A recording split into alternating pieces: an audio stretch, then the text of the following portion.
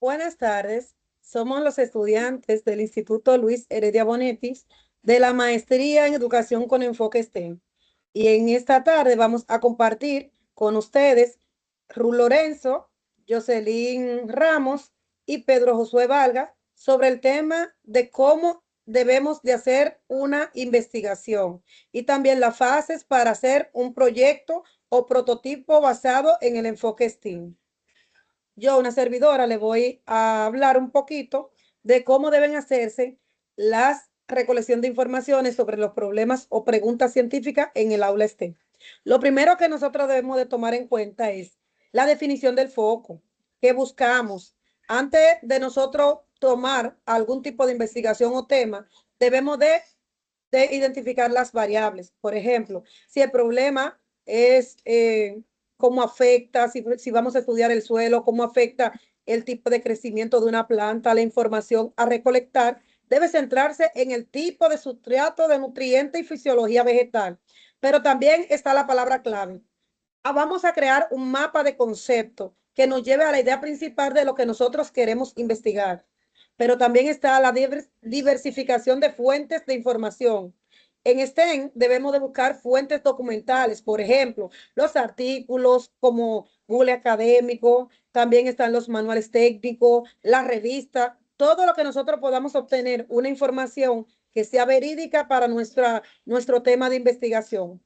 Pero también tenemos las fuentes empíricas, que son la recolección de datos propias. Esta nosotros podemos obtenerla a través de una investigación por nosotros mismos o de experimentos que nosotros ya hayamos hecho previamente para así obtener una escala de datos brutos. También nosotros podemos consultar o el estudiante puede consultar a expertos en el área, personas que trabajen en la comunidad, en áreas relacionadas, por ejemplo, a personas que trabajen en la agricultura, si van a hacer una investigación sobre el suelo, si van a hacer algún trabajo que involucre lo que es el área ingenieril, también pueden preguntarle a ingeniero o también dentro del área de la mecánica. Pueden buscar cualquier tipo de experto que le pueda dar cualquier tipo de información. El paso número 3 está la recolección de datos, que aquí es donde tomamos lo que es el fichaje digital o análogo. No basta simplemente nosotros buscar una información en una fuente como en una URL o autor o idea principal. También tenemos que revisar los contenidos, filtrar los contenidos, enseñarle al estudiante a que puede pensar y también dudar de todas las informaciones que le llegan. Por ejemplo, esta información que yo investigué sobre el tema del suelo, ¿es verídica? ¿Qué tiempo hace que se publicó esa información?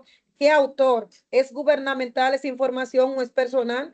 Debemos de enseñarle a que sean personas pensantes y reflexivas y que también puedan utilizar lo que son eh, sus conocimientos que ellos van obteniendo previamente a las investigaciones. También está la observación estructurada. Si la reconoce mediante la observación o fenómeno, deben de siempre registrar todos los datos que ellos van obteniendo. Cada vez que van avanzando en la investigación, deben de ir anotándolo en una bitácora o en un cuaderno o todos los logros que ellos van obteniendo a medida que va pasando el tiempo. También está la organización y análisis inicial. Por ejemplo, esto lo vamos a hacer a través del cuadro SQUAC, que sabemos qué queríamos saber, qué aprendimos. Aquí es donde se volcan las informaciones. Ya en este paso nosotros debemos de tener la información organizada, porque ¿qué era que queríamos saber al principio? ¿Qué sabemos ahora? O sea, aquí en este cuadro, el estudiante ya tiene lo que es una respuesta a la pregunta inicial.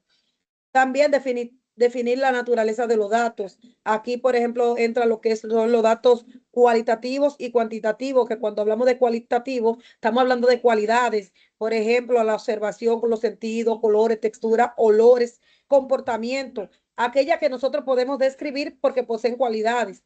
También están los datos cualitativos, los que son medibles, los que utilizan números, los que requieren temperatura a distancia o requieren una precisión.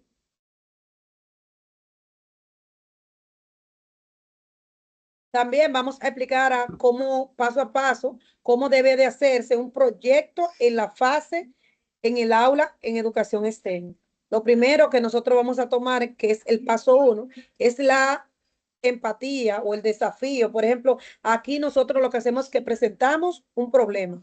El problema puede ser real, como también puede ser un problema ficticio para nosotros poder poner a los estudiantes que ellos puedan pensar en alguna situación que esté ocurriendo tanto en su entorno como o algo ficticio que ellos puedan crear un problema para buscar alguna solución. Ellos deben de hacer una investigación inicial y luego, por ejemplo, aplicar los criterios, definir qué materiales pueden usar, el tiempo límite y qué meta debe a cumplir en ese prototipo. Está también la fase 2, que es la identificación de lluvia de ideas. Aquí podemos hacer, por ejemplo, bocetos individuales, cada estudiante dibuja una posible solución. También están las discusiones grupales, comparar ideas, elige las que más viables basándose en la ciencia detrás del problema y también debemos de justificar esa idea, ese proyecto, por qué lo vamos a hacer, cuál es el beneficio que puede obtener los estudiantes o las personas que van a llevar a cabo o el lugar donde se vaya a aplicar ese proyecto. Ahora lo voy a dejar con mi compañero Pedro Josué Vargas. Bueno, fase 3, planificación y diseño. En este, la planificación es para evitar el desperdicio de recursos en este caso. Listado de materiales debe presupuestar o inventariar lo que necesiten. Se va a inventariar el material que se necesita. Planos detallados, se realizan dibujos o escalas o diagramas del flujo del proceso. En este caso, asignación de roles. ¿Quién se va a ser el líder de los materiales? ¿Va a estar encargado? ¿O quién es el documentador? ¿O quién es el comunicador? En la fase 4 observamos la creación de prototipos, manos a la obra, en este caso, más acción. Esta es la fase de construcción física o digital. La construcción. Los estudiantes ensamblan que su solución. Los estudiantes comienzan a armar, en este caso, y hacen su creatividad. En este caso, bitácora de fallos. Es normal que algo no pegue o no encaje, debe de anotar estos errores en el lugar de frustrarse. En este caso, no todo va a quedar como que pensamos, siempre va a haber errores en este cosa. Número 5, fase de prueba y evaluación, interacción en este caso. Un proyecto STEM nunca termina con la primera versión. Hay varias versiones en este caso. Testeo. Se pone a prueba un prototipo de que bajo las condiciones reales. En este caso, recolección de datos. ¿Cuánto peso aguantó? ¿Cuánto peso aguantó? ¿Cuánta agua filtró? Se usan gráficas y tablas para que analizar los resultados en este caso. Mejora, interacción, basándose que los datos que los alumnos suministraron, que modificaron en este caso a su diseño para hacerlo qué más eficiente. Fase 6, comunicación de resultados. La ciencia que no se comunica no existe. Presentación. Los equipos exponen su proceso, no solo el producto final. Reflexión. Discuten qué aprendieron, qué dificultades tuvieron y cómo las superaron. ¿Cómo debe construirse un diseño ingenieril en el aula STEM? Para construir un diseño ingenieril en el aula no basta con lo más largo. También el diseño ingenieril es un proceso interactivo donde se repite o mejora, donde la estética es secundaria y la funcionalidad basada en evidencia es lo principal. Aquí tenemos una lista de los fundamentales para, en este caso, los alumnos pasen de ser usuarios a ser diseñadores e ingenieros. Número 1, definición del problema. Restricciones. 2, investigación técnica. 3, ideación y selección de bocetos ingeniería. 4, desarrollo de prototipos. 5, prueba y recolección de datos, testeo. Y 6, la interacción, paso clave. El principio de ingeniería, el primer diseño que nunca es el mejor. Después de las pruebas, los alumnos deben de que rediseñar, deben de volver al paso 3 o 4, modificar un prototipo basándose que en los datos de las pruebas, que si el puente se cayó con 1 kilo, ¿cómo modificamos la estructura para que soporte 1.5 kilos? En este caso, pensamos. Para cómo debe hacerse la evaluación del proceso de prototipo. En este caso, prototipo en tanto el proceso y como resultado. Para la evaluación sea efectiva, debemos que alejarnos de la calificación tradicional basada en solo prototipos. Funciona o no el error es una fuente de datos y el proceso tiene como tanto peso como resultado final. Aquí te presento cómo la estructura de ambos tipos de evaluación. En este caso, número 1, evaluación del proceso formativa. Esta evaluación ocurre durante el proyecto. Su objetivo es medir las habilidades del pensamiento y del trabajo colaborativo. Le dejo con mi compañera Joyce. Muy buenas tardes. Como dice mi compañero Pedro, hay dos tipos de evaluación. En este caso es la evaluación formativa, que en STEM se evalúa el proceso en la formativa. Entonces, en la evaluación de resultados, que es la sumativa, esta ocurre al finalizar y se centra en el desempeño técnico y la comunicación que tenga el estudiante, haciéndose algunas preguntas, por ejemplo, dándose cuenta del cumplimiento de criterios, si el prototipo recibe el problema, resuelve el problema planteado, si soportó el peso requerido, refiriéndonos al puente. El análisis de datos no solo se evalúa el objeto, sino la capacidad del alumno para explicar su funcionamiento mediante gráficas, tablas o estadísticas resultantes de la prueba. También con la calidad de la interacción es fundamental premiar el rediseño y un grupo cuyo prototipo falló, pero que logró una mejora significativa. La comunicación de los resultados, con la claridad con la que lo explican y con la que el estudiante se desenvuelve demostrando las habilidades que ha adquirido en el proceso de su proyecto. Aquí tenemos una matriz de evaluación como una rúbrica de evaluación donde se explican los criterios, la investigación, el diseño, la matemática, el pensamiento ingenieril. Aquí mostramos y reflexionando un poco de esto, podemos decir que evaluar en STEM es evaluar la resiliencia. Si un prototipo no funciona, pero el estudiante puede explicar la forma de cómo repararlo y cómo ponerlo a funcionar científicamente y cómo lo arreglaría, bueno, pues ese estudiante ha alcanzado un alto nivel de aprendizaje. También está la cuestionante que nos dice, ¿cuál es tu responsabilidad como docente STEM con la comunidad escolar?